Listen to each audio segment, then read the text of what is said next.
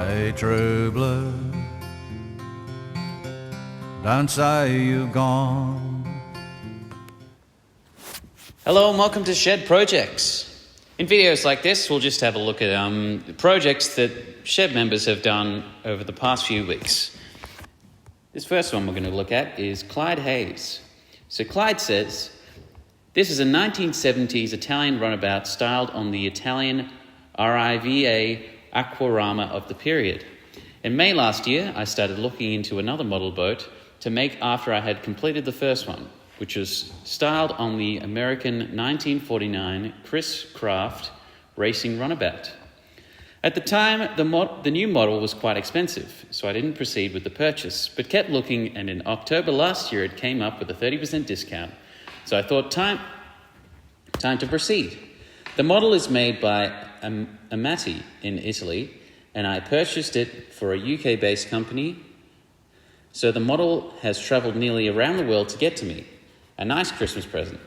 This will be a remote control model like the first one and will be 86 centimetres long when finished.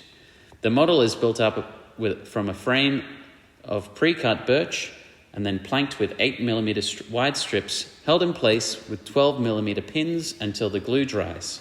So far I've used over 850 pins. I use a professional grade of PVA glue, which gives me a working time of 10 to 15 minutes for each strip of planking. Glue is placed along the side of each strip and on the frame to achieve a very strong bond. As you'd expect, it's very time consuming, but as more is done and the model starts to take shape, the enjoyment takes over. The next stage will be the second planking with mahogany strips over the entire hull and deck. This model is very detailed, with die-cast metal parts that will adorn the exterior and plush interior fittings with soft cushioned seats. It will have 2 electric motors, similar to the original boat, which had twin Lamborghini V8 engines and twin rudders. I haven't been keeping a log of the time I've spent so far, but the lockdown has helped quite a lot, as having to stay at home has meant I've had time to spend on it. We'll enjoy sending through more images as I progress. Hope you enjoy. From Clyde. Now the next project we're going to look at is Don Bladier's model planes. Now this is from Don.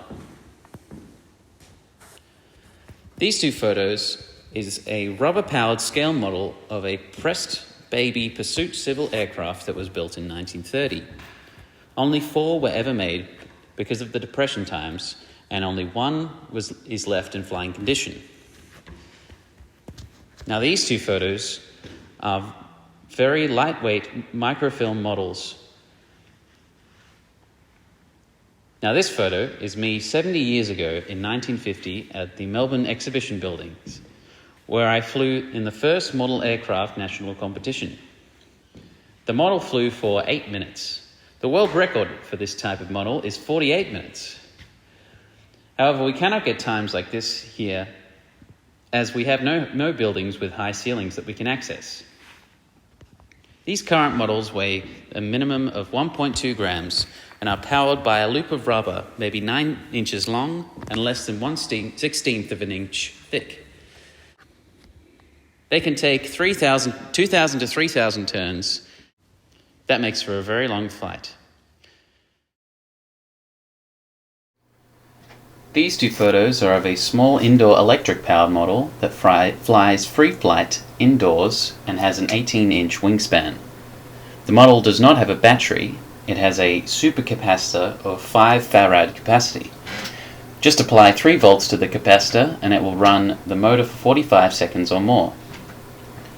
This photo is of a 17-inch wingspan model of a de Havilland DH-84 Dragon. These were made here for the RAAF and the NZRAF in 1936. This model was to be electric powered, but I do not think it will fly, as it is too heavy and has too little wing area. I have been building model airplanes since 1945 when I left school. During the war, we could only build solid balsa models due to lack of materials. Just after the war ended, hobby shops supplied us with corkwood and rice paper. The corkwood had grain running all over the place and was useless. The rice paper tightened quite nicely, but would shatter when touched. The first engine I had was a Frog 100 1cc capacity. English instructions for the fuel was equal parts of ether, castor oil, and paraffin. So I went to the chemist and got the ether, castor oil, and paraffin oil, and it would not start. Then a friend told me that in England they call kerosene paraffin, and that fixed it.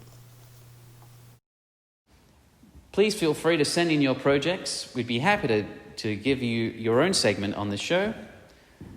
If you would like any more information on these projects, please let Don or Clyde know.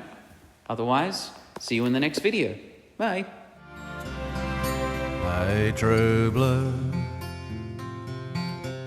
don't say you've gone.